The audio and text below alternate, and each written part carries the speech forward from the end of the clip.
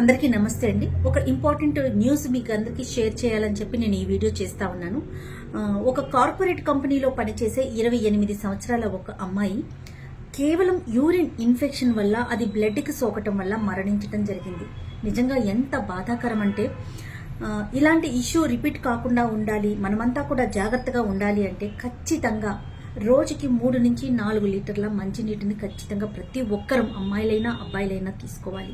మరీ ముఖ్యంగా అమ్మాయిల విషయానికి వచ్చేసరికి ఆఫీసుల్లో ఉంటామనో లేకుంటే ట్రావెల్ చేస్తున్నామనో పదే అందరి ముందు నుంచి మనం వాష్రూమ్కి వెళ్ళటం ఇబ్బంది ఉంటుందని చెప్పేసి చాలా వరకు యూరిన్ని హోల్డ్ చేసుకుంటారు. ఇది కొన్ని సందర్భాల్లో ప్రాణాల మీదకు కూడా వచ్చే అవకాశం ఉంది. కాబట్టి ఎట్టి పరిస్థితుల్లో యూరిన్ని హోల్డ్ చేసుకోవద్దు. దయచేసి రోజుకి 3 నుంచి 4 లీటర్ల మంచినీటిని తీసుకోండి. మనకి ఎక్కడైనా ఇన్ఫెక్షన్ వచ్చినట్లు కానీ లేకపోతే యూరిన్ వెళ్ళటంలో ఇబ్బంది కానీ మంట కానీ దురద కానీ అనిపిస్తే వెంటనే నియరెస్ట్ డాక్టర్ని కన్సల్ట్ చేయండి.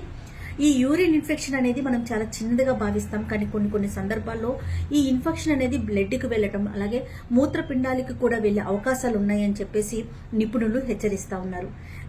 ఇంకా పబ్లిక్ టాయిలెట్స్ని వాడేటప్పుడు కూడా ఆ టాయిలెట్స్ నీట్గా లేవని క్లీన్గా లేవని ముఖ్యంగా స్కూల్కి వెళ్ళే పిల్లలు కానీ కాలేజీ పిల్లలు కానీ ఆడవారు కానీ ఇబ్బంది పడుతూ ఉంటారు. ఈ మధ్యకాలంలో మనకి మార్కెట్లో అవైలబుల్గా ఉందండి పబ్లిక్ టాయిలెట్కి స్ప్రే యూజ్ చేసుకోవడం. అంటే ఏదో అంటారు చూడండి, గుడ్డులో మెల్లలాగా కనీసం ఆ స్ప్రే అన్న యూజ్ చేసి యూరిన్ని హోల్డ్ చేయకుండా పాస్ చేయటం మాత్రం ప్రతి ఒక్కరం నేర్చుకోవాలి.